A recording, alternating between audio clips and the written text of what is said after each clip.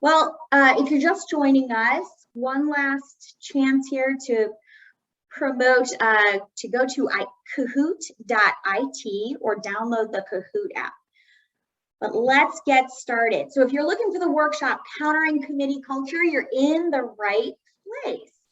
I'm Ahren Crickard. I'm actually the Executive Director for the Center of Operational Excellence here at the University of California, San Diego. And that is a brand new unit that we just started out of the Office of the Executive Vice Chancellor for Academic Affairs. So I work on continuous improvement. In the past, I've given a workshop called Could Have Been an Email. And that workshop was all about how to stop meetings before they start, how to reduce committee meetings that we love in higher education. So this is the follow-up to that workshop to see how we did at meeting reduction in 2020, 2021 during the pandemic. And it's also to see how we handle meetings now with hybrid work environments, remote work environments. So I'm coming to you with breaking news on the latest in committee meetings in higher education. So for today's news or agenda, we'll talk about committee culture.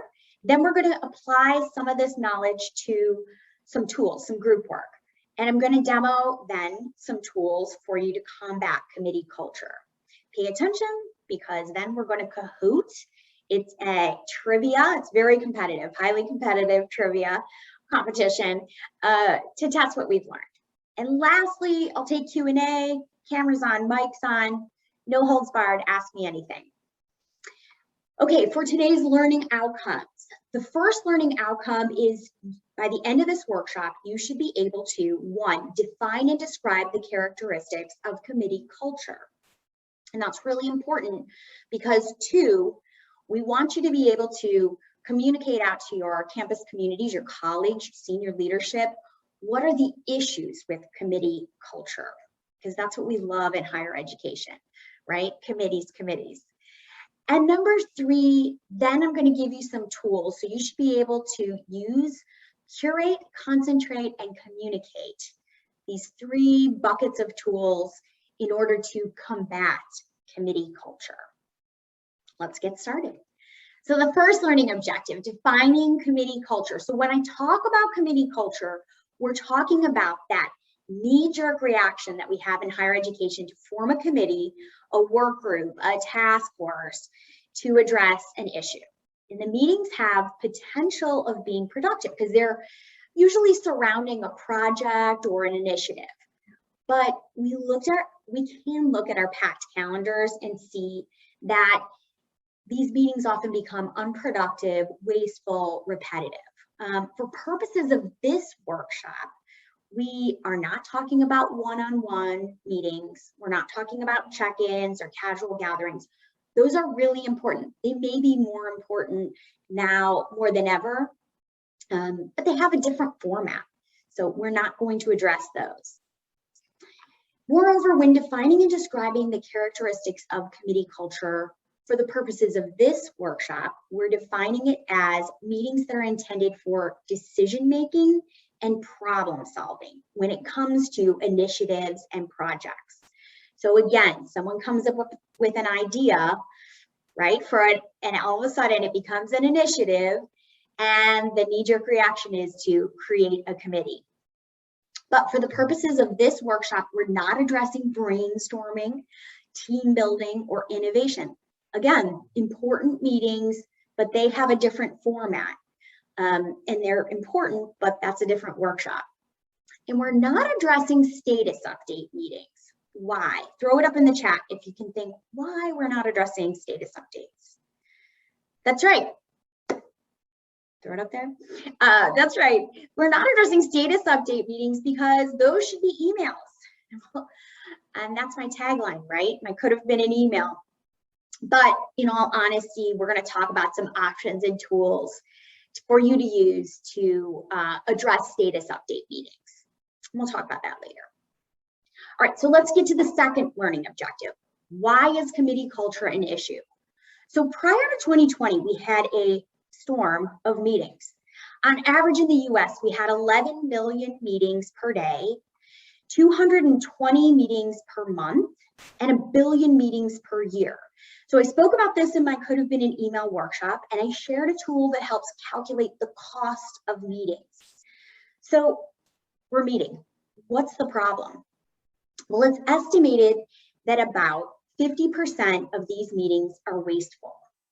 And the cost of that waste is $37 billion each year. And that's just in the US.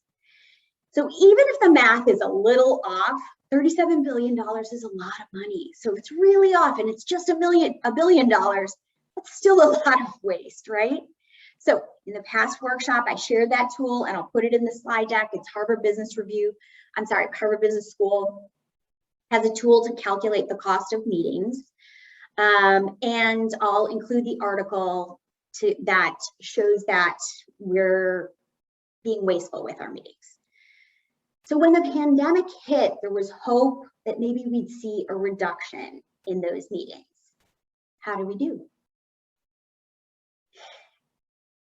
Well, Harvard Business School, let's start before the pandemic and see where we were. So Harvard Business School did a study on the increase of meetings in 2017. And research supported that meetings have increased in length and frequency over the past 50 years. So back in the Mad Men days, 1960s, executives were going to about 10 hours of meetings, which led us up to about 2020, where executives are going to 23 hours of meetings. So you can see that it's increased over the last 50 years. And these meetings are the type of meetings we're discussing, not the one-on-ones and the casual gatherings, but meetings that address a project or an initiative, these committee meetings. So this doesn't include the impromptu gatherings, and it's before the pandemic. So now we're at the pandemic. How did we do? Did we reduce meetings during? Well, 2020 was a turbulent year. With the pandemic and remote work, there was some hope that we would reduce meetings, but it quickly gave way to an outbreak of meetings. All in all, in terms of meetings and committees, it was kind of a crappy year. In an analysis by Harvard Business School of the emails and meetings of 3.1 million people in 16 global cities, found that the average workday increased by 8.2% or 48.5 minutes. So almost an hour, your workday is increasing during the pandemic's early weeks. And you can see here, and I've done all this research for you, right? You felt it, everybody felt it and said, I feel like the days are getting longer. Here's your data, here are your talking points when you talk to your colleagues at your institutions. Look at the weeks before the lockdown. For us, it was March 13th. And then the weeks directly after. The average workday duration just shot up. And we all know this, right? Zoom daily users was up 2,900%. And by summer of 2020, people were attending 13% more meetings. Now, here's the fascinating part. Each meeting was actually 12 minutes or 20% shorter. So it was reducing the number of meeting hours by 12% or 19 minutes. But how easy was it just to send someone a Zoom link and include more people? Which in theory is good, having more people in a meeting. But that led to the number of people invited to each meeting raising by 2, right? So we're inviting more people to each meeting. Therefore, more people in each meeting means more meetings for everyone overall. So the meetings per day per person went up by 13%. So there's where you're getting your longer workday. So what effect did this have on our employees? According to a study by McKinsey, that's a consulting agency here in the US, but they work globally. They did a study that was published in July of 2021, so 2 months ago. Since the start of the pandemic, 42% of employees globally have reported a decline in mental health. Now, of course, there's many factors that affect this, but the one factor that was cited was frustration of employees in not being able to do their jobs. In order to perform job duties and responsibilities, employees must have uninterrupted blocks of time. So look, I did all the research, right? You felt like your work days were getting longer. I did the research. Everything I've cited up until now is Harvard Business School, McKinsey, MIT, a lot of studies. Here's where I'm going to make a jump and tell you why uninterrupted blocks of time are important for your employees and why I think it's affecting their mental health. In this book called Deep Work, Rules for Focused Success in a Distracted World, author Cal Newport describes deep work as the ability to focus without distraction on a cognitively demanding task. And I believe as we're increasing meetings, we are actually not giving our employees, our team members, our colleagues, enough time to work at work. So let's put up a poll. Thank you, Susan.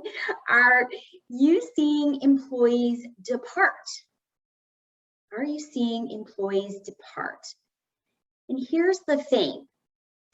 That same McKinsey study said that more than 40% of employees were considering leaving their jobs by the end of the year. So by the December 2021, basically 2 months from now, 40% of employees could potentially leave their jobs. That's an incredible turnover. And this study was just done 2 months ago. So let's see, are you seeing employees depart? Whoops, see if I can put this poll up here. Yeah, a lot of employees, 64%, 65% of people are seeing employees depart. Thank you so much for participating in that poll. We're seeing them here at our institution depart. And this has an effect. Let's put up another poll. Are you working remotely, on-site, or hybrid? Because the next question is, what is the new normal? Okay, we talked about pre-pandemic, we talked about during the pandemic. What's happening now? And the president of State University of New York at Stony Brook, I like the way she frames this as saying, not the new normal, but the now normal. And I like this because it kind of frames this state that we're in as iterative. If there's anything the past 18 months have taught us, it's flexibility. So let's look at this poll and see what's happening right now. Are you working remotely, on-site, or hybrid? 100%,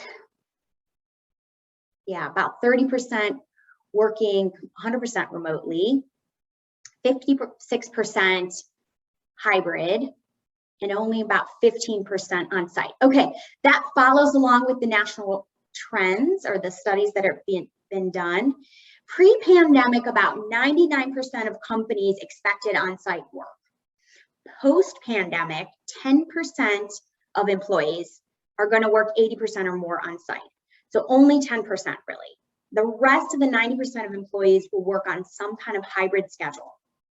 So post-pandemic, in some, 9 out of 10 companies will combine remote with on-site.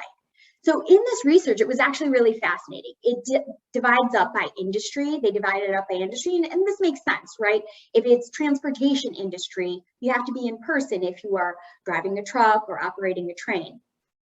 But for higher education, we've swung completely over to hybrid work. So we are part of the 9 out of 10. So what does this mean for meetings? We have projects and initiatives. We have committees, and now we have, and we always use because of committee culture, we're always using the tool of meetings to problem solve or make decisions. What can we do now with this hybrid work schedule to come up with alternatives to just scheduling a meeting to solve problems or make decisions? All right, this gets to the tools. We have I've bucketed a couple of tools, and I'm just going to give you some different suggestions. And so up until now, I've told you about all the research I've done. All of these tools I've tested out. Some meetings go well, some meetings don't. And I've chosen the tools that I think work the best for the new hybrid environment. All right. So the 3 buckets are curate, concentrate, and communicate. Curate is curating communication so that you're allowing your colleagues to curate the communication and you're not forcing them into a meeting where everybody has to hear everything. Concentrate or focus, get the committee to focus before you decide to call a meeting. And communicate. And actually, this is a bucket of tools that I think the pandemic's been great for. It's allowing for greater communication with committees and allowing us to hear from more voices if we use some of these tools.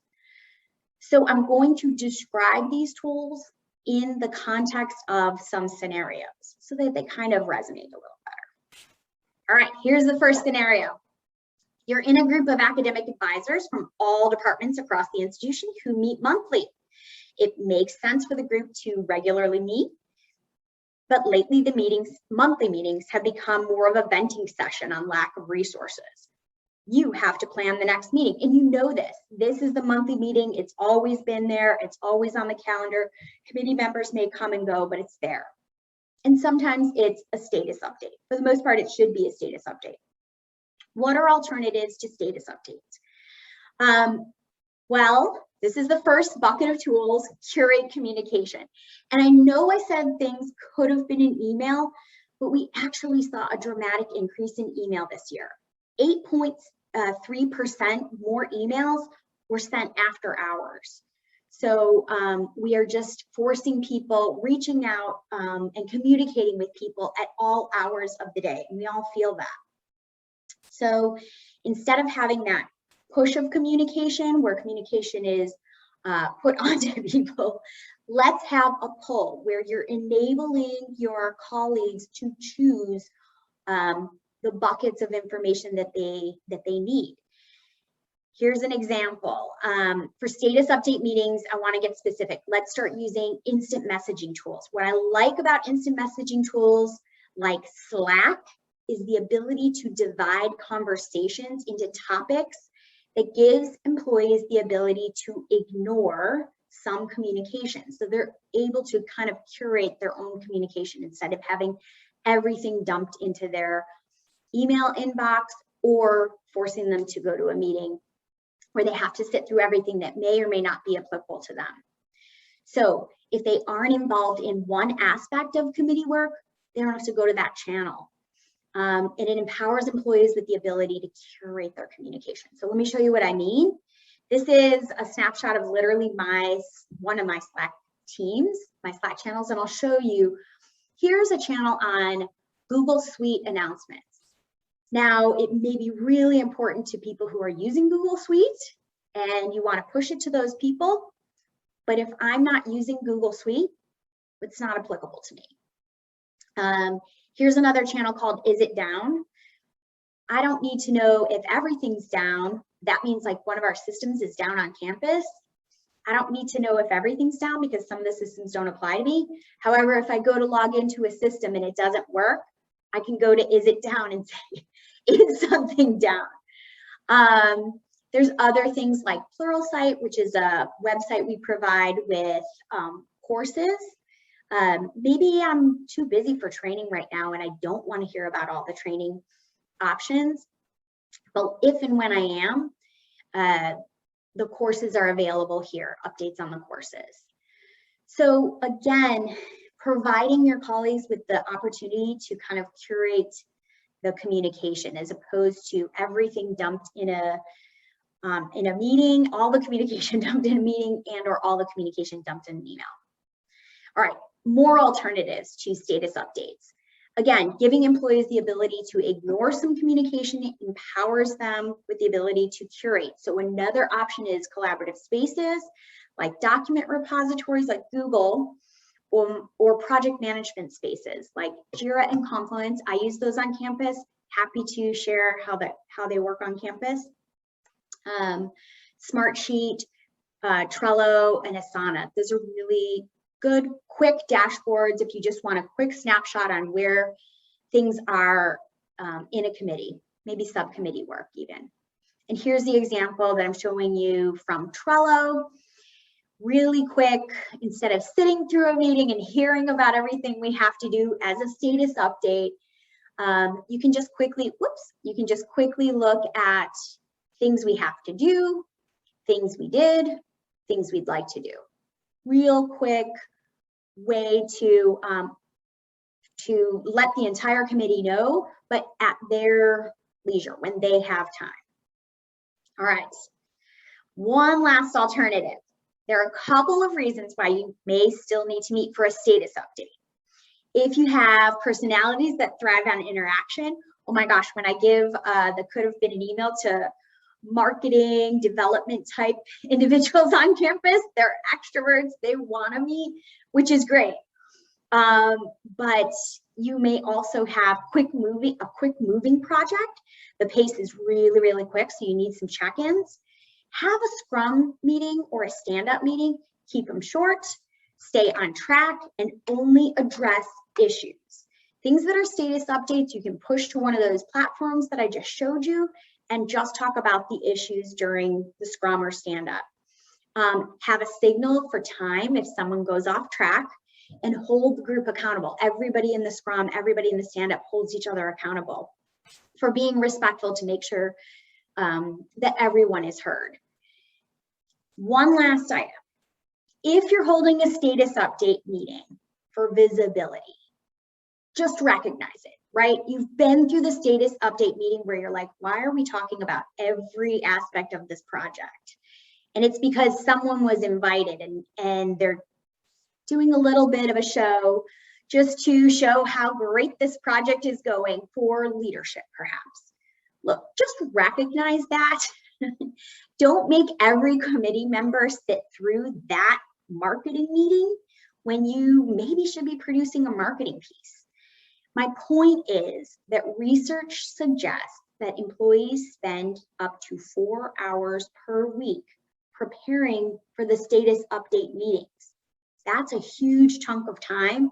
So just make sure that you're investing that time wisely, because it's a huge investment of our employees, our colleagues' time. All right, next scenario. It's February 1st. The admissions work group has been meeting regularly to rework the admissions brochure. Since January 1st, the marketing subcommittee has not met an essential deadline. This is a blocker to all future progress. You have to plan the next meeting. So I call this the public shaming, and you know, you've all sat through this meeting where it's really uncomfortable. Why do we have to sit there when it's just a public shaming about there's a blocker, there's some kind of hurdle? All right, again, this goes back to what tools do we use as opposed to having the public shaming meeting. The problem here is that project managers are not following up until the meeting, and we're not allowing our colleagues to curate a communication, right? We're forcing them to sit through the meeting, and it probably doesn't have to do with them. The meeting probably should just be with the project manager discussing whatever the hurdle or the blocker is. So in order to curate, how about adding automatic reminders using Google Docs, which uses AI to assign tasks. Not sure if anyone's ever used that, but it's really, really helpful. Another tool that we use here on campus is Smartsheet. And again, Smartsheet it's like a Gantt, but it sets up automatic reminders so that you can remind everybody to keep on task and reach out if something drops into a danger zone where it's in danger of impeding the project's progress.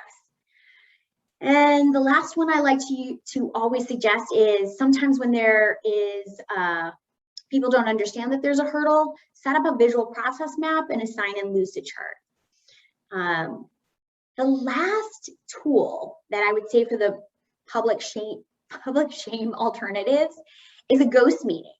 And my suggestion is to set the meeting 9 a.m. on Wednesday, invite everybody, but no location, and you never meet, right?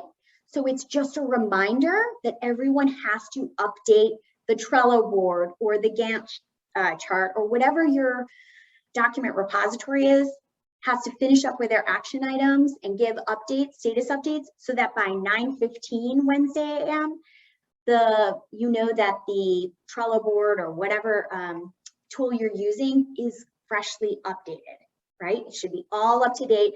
You set aside time on the calendars, but people can focus on their own contribution and not have to sit through everybody else's. So I love this idea of the ghost meeting. Schedule an event only to remind people to update their action items, but not actually to meet. And again, I'm just showing you another example. This is an actual example of a smart sheet that I used where everyone's assigned, and you can set it so that tasks are in the green, ready to go, in the yellow, maybe need to check in, or in the red, definitely need to check in. And that's, again, an alternative to the public shaming meeting. All right, let's go to the next scenario, and we're almost through these scenarios. So the big theme, the JEDI Committee for Justice, Equity, Diversity, and Inclusion has been meeting for the past year. The dean who brought the group together has since left the institution, and the group is unclear about its directive. You have to plan the next meeting. Okay, as opposed to getting everyone in the room and kind of wondering what the direction is because you're missing the initial leader, this happens a lot at institutions. We need a committee focus meeting. And here are some tools that I have as alternatives. I use Lucidchart. And so Susan, if you could put that first link into the chart. I'm sharing my screen. It should be open to everyone. Wonderful, thanks. Great. And then, so let me know if you can get into this Lucidchart. Perfect. So get in here, play with the Lucidchart. This is my alternative to just going into a cold meeting and how to deal with the hybrid environment. This would be the team idea committee workspace. Here's where each committee member, whoops, let's put Ahren here. I can grab a Post-it, as you can see, put it here and say for justice, equity, diversion, I want to say student scholarships. Right? And these tools I've used in meetings because we tried it over Zoom, right? You have some people in person, some people over Zoom, or everybody over Zoom. It's really, really difficult to give everybody space to talk in one room, one space. If you set something like this up and you use this to drive the meeting, this exercise to drive the meeting, and or you set it up beforehand and share it with everybody so that then you can discuss it during the meeting, it levels the playing field so that everybody has space to share their ideas about what the committee's focus should be. So it's a way to kind of start to corral in those big ideas without just having like a free-for-all discussion. And in those discussions, really, I find the louder voices, more extroverted people start to, their ideas rise to the top. This one allows for everybody. Yeah, similar to Miro, absolutely. Miro, Ural, Jamboard is another. I like Lucidchart for a couple of reasons. And actually, I can show you why. Because it has really easy onboarding. And so sometimes when we have difficult discussions, it's hard to get everybody on the same page. And so if you introduce a tool that has a couple of steps to get on, I mean, hopefully everybody had an easy time getting onto this Lucidchart. But if you have a couple of steps to get onto the tool, it frustrates people and then it kind of sets the tone for the conversation. But I do love Miro, Jamboard. We've used all of them on our campus. And I have one bonus tip for you that I'm going to throw in here. In order to get people accustomed to the tool before you launch the tool, I do an icebreaker that gets people on. So just throwing up a board and saying, What's your favorite food? What's your favorite meal to cook? I have a global map where I say, where was the last trip you took? Or where's the next trip that you're gonna take or you wish you could go? Just to quickly get people into the tool and kind of playing around. And then you could launch something like this. I love this. Let's think together. Let's everyone collaborate. Biscuits for tea. Yes. I love this. That's great. All right, great. Okay, I'm going to move this board, but you can see how easy that was to get everybody talking. All right, so if the idea isn't fully formulated yet, it's okay. Create a safe space for big ideas to grow and then to focus.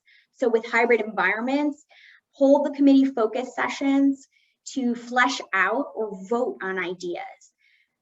For process mapping, I like to use Lucid Chart, Lucid Spark also. Sometimes visuals help identify gaps or miscommunication. For whiteboarding, I love that everybody's talking about the tools they're using on their campus, Miro, Mural, and Jamboard. And then I have another Lucid Chart. Susan, if you wouldn't mind throwing the second link up in the chat, that would be great. I have another board for you. So this one is voting, right? Again, you have those big ideas. How do we get everybody to focus, make some decisions, solve some problems? So let's say from that last justice, equity, diversion, and inclusion brainstorming one, you came up with some ideas. You can put those ideas here. And I think, let's see. Oh, it came to the same board. All right, let's see. I'm gonna put, I can do this. I can do this, Susan. Let's see, how does that link work? You can then put these ideas up here and give everybody a chance to vote. They take a little dot. It's just like the in-person exercise. They take a little dot and place the dot on the sticky where they want to vote. Exactly. So you can see how everybody can jump in really quickly, vote, and it's another alternative to meeting.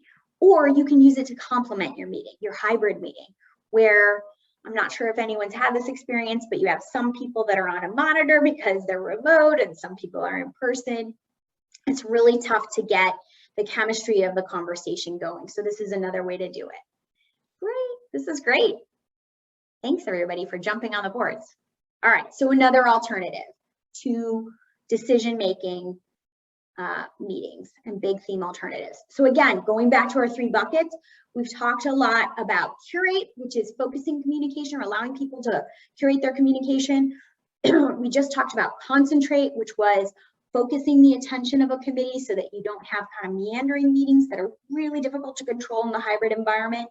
Let's go to the 3rd bucket of communicate. And we kind of touched on these, but here's a scenario. The policy on voting on academic personnel policies needs to be rewritten. The work group has many staff and faculty. One faculty political science member, you know, happens to research voting. So every meeting for the past 2 months has devolved into a debate about the theory of voting, and the policy hasn't been touched. You have to plan the next meeting. So what do we do about these big voice meetings, especially harder to control with the hybrid environment when you may have some people remote, some people in person, or everyone remote? I mean, I could suggest the mute button, but let's be realistic. We need to take care of big voices and make sure that we are encouraging equitable communication, inclusive communication in our committee meetings. So my biggest piece of advice that I always give is sunset and reset. There's no better alternative than, if that committee's not working out, sunset the committee and reset it. So here, that's my sunset and reset. If you are interested in utilizing that tool, I have a template that says, thank you very much for your participation and scene. and then reset the committee with more appropriate members who are going to get to the objective. However, I understand that that's not an option. So you can go back to other outlets for input. The instant messaging tools are really good for this. Collaborative spaces, put up a straw man, have everyone jump into it, process mapping, whiteboarding, any of the tools that we just used.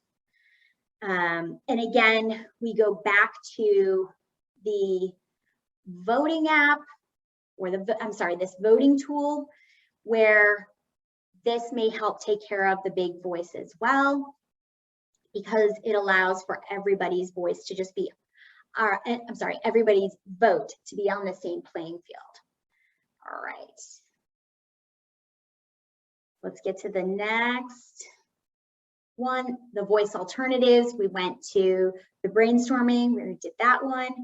All right, that's it for the outline of the presentation. Let's do a quick Kahoot and then we'll open it up to Q&A. All right, pulling over our Kahoot.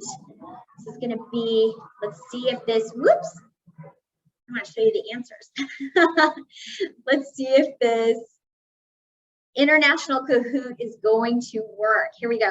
Get ready to join. It's loading the game. So if you can go to kahoot.it, I'm going to put the game pin in the, there's the pin. Kahoot.it or download the Kahoot app. Everybody can. Awesome. So let's look. We've got about 53 people in the Zoom, so we're going to wait a couple minutes just to let this. In the meantime, I'm looking at some of the questions. Is there a risk that overuse of such alternatives creates more stress, longer hours as teammates struggle to prioritize? Absolutely. Me, myself, I use all of these tools because we have a very large institution, and so different parts of the institution use different tools, and then as a central person who works centrally, I have to be on all of the instant messaging. So is there a risk that it could get to, people could be pinged too much?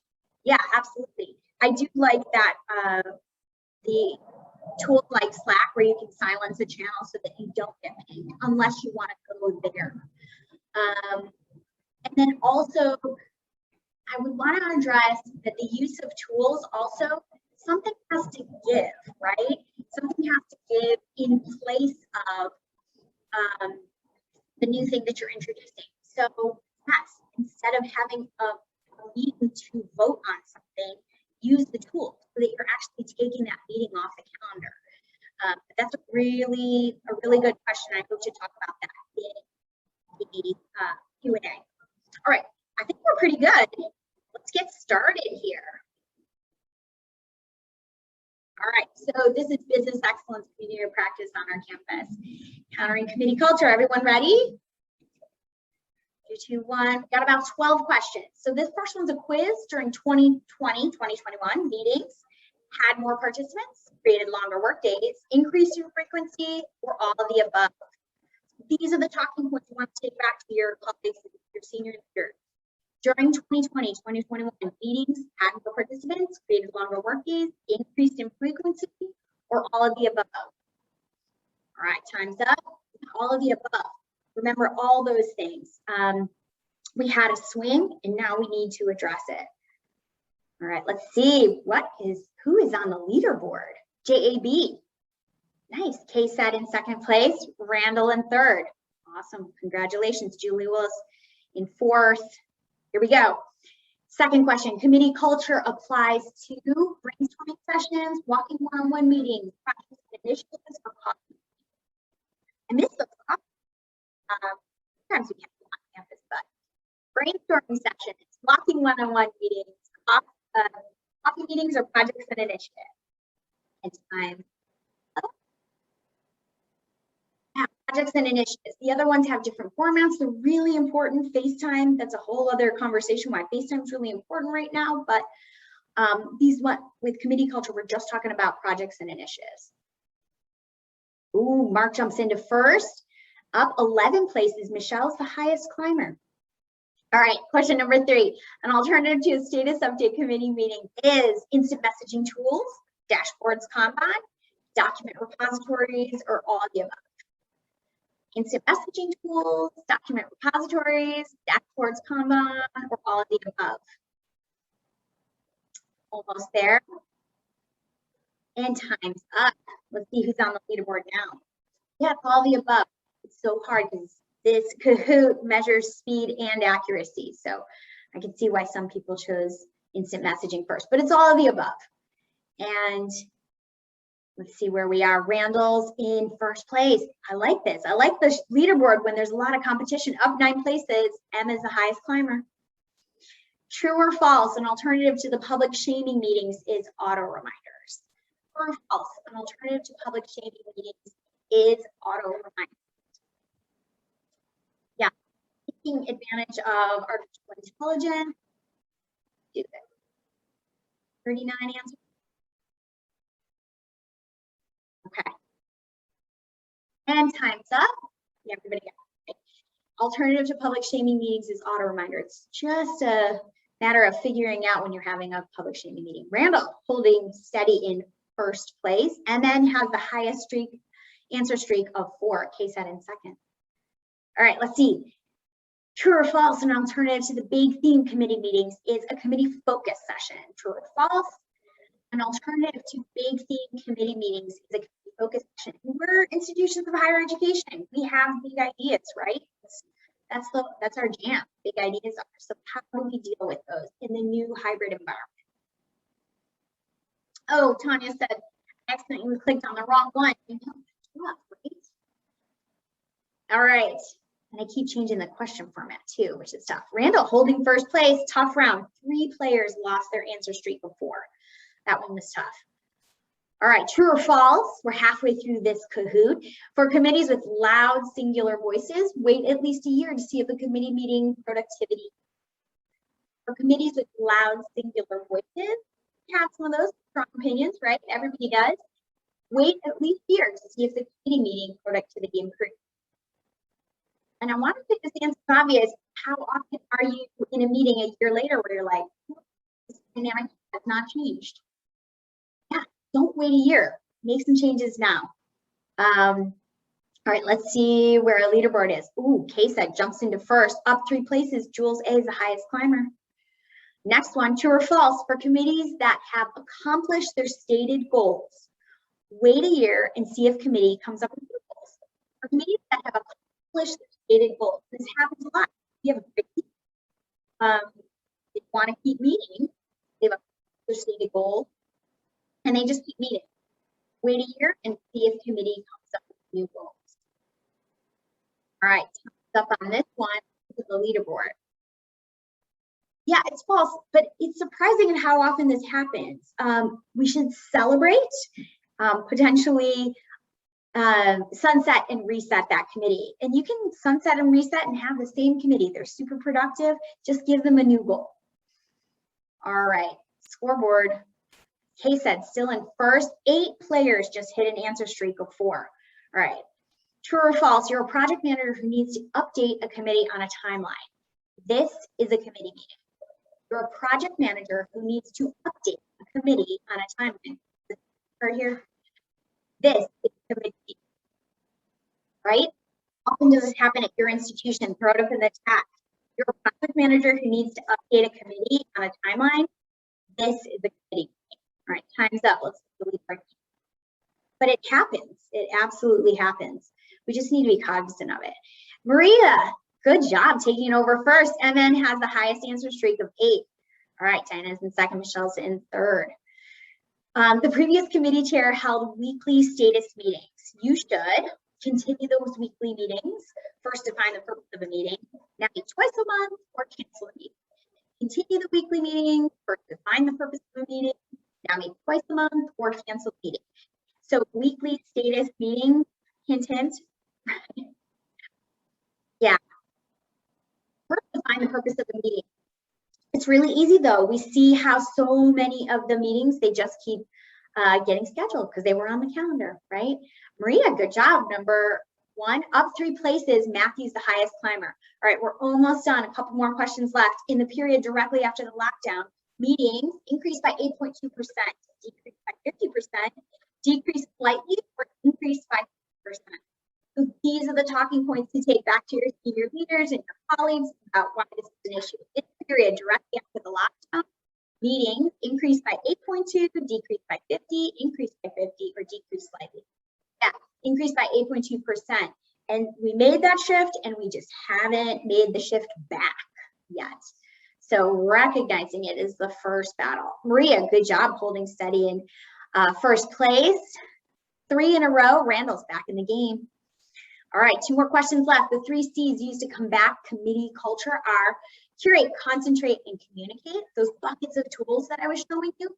Curate, combine, or communicate. Counter, culture clash, or cook, clean, and carpool. Right. Curate, concentrate, communicate. Curate, combine, communicate. Counter, culture clash, or cook, clean, carpool. Yeah, I said cook, clean, carpool. Those are just my hobbies. I have kids, so let's see who's in first place. Maria holding steady in first place. 6 players have reached an answer streak of 8. All right, last question. True or false? Committee members should be able to curate communication.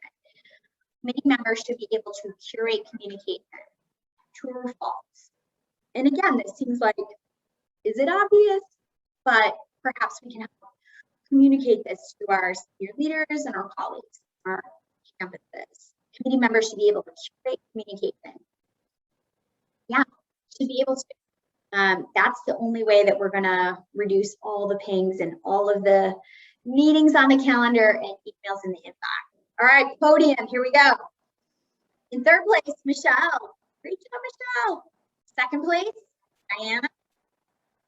Great. First place. In first place. Great job. We're going to throw your contact information up in the chat if you would. We have just a small first prize. If we're in person, I give out gold, silver, and bronze chocolate. We'll have to do something else. All right. So here we are. Thank you so much for participating in the Kahoot. Let's turn on our microphones, turn on our cameras, talk to me, give me your questions and answers, throw your questions up in the chat. I know that was fun, June. I totally agree. Kahoots are super fun.